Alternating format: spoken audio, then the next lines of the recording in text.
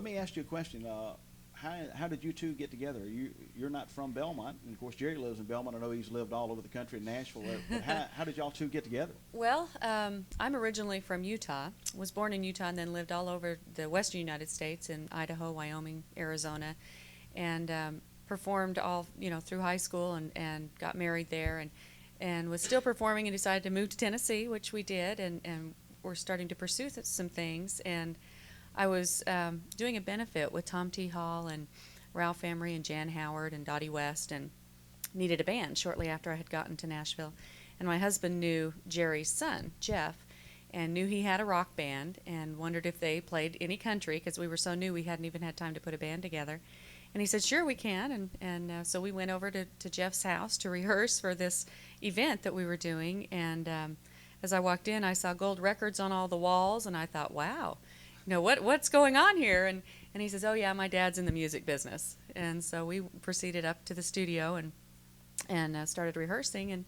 And after a couple of days, we'd come back a couple of days later and we're rehearsing. And Jerry came up one night and said he had liked what he heard and wanted to know, if I had a product that he could hear and if we could start maybe doing some things together. It kind of started from there with some demos for other writers and things like that. And then we started doing our own projects.